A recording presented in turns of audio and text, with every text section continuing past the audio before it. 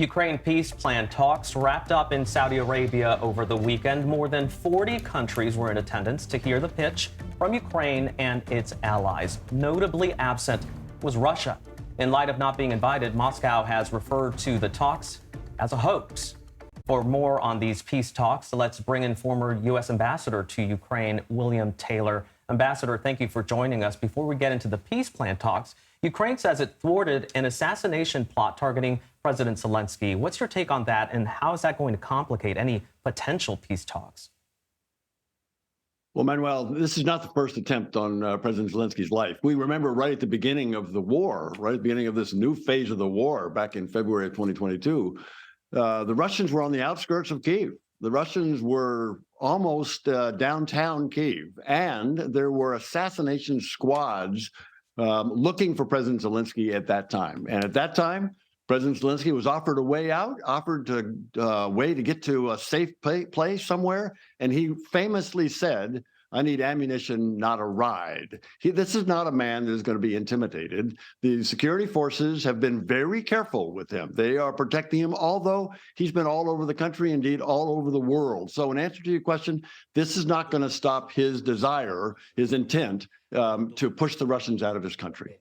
When you talk about a peace plan and knowing that these talks have happened before, what makes at this time these talks more serious, if you will, or even more likely to succeed? So, Jerika, these talks over the weekend in Jeddah, Saudi Arabia, were not negotiations. The Russians were not invited. The Saudis did not invite the Russians. They, at the request of the Ukrainians, gathered a group of nations to listen to the Ukrainians make the case for support.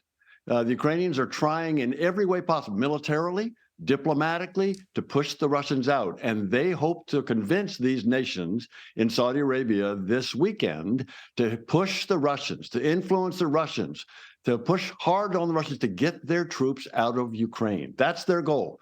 They will do it militarily, but they hope to do it diplomatically as well. How is it possible, though, to even reach a solution if you don't have Russia at the table? This is not negotiation. The negotiations will come. And the Ukrainians have been very clear. When the Russians are out of their country, the Ukrainians will sit down with the Russians to have these conversations. But they are not going to the Ukrainians are not going to give the Russians the right, the ability to occupy part of their country. They know what happens when the Russians occupy part of the country: atrocities, war crimes, rapes, kidnappings. They don't want to do that to their fellow Ukrainian citizens. So they want the Russians out. At that point, they'll negotiate, and then it'll be face to face. They also, by the way, I was there last week, and the Ukrainians are very eager to have other nations sit with them at the table, like the Americans. Okay, Ambassador William Taylor, as you noted, peace talks and then negotiations, hopefully. Thank you. Thank you, Jerika.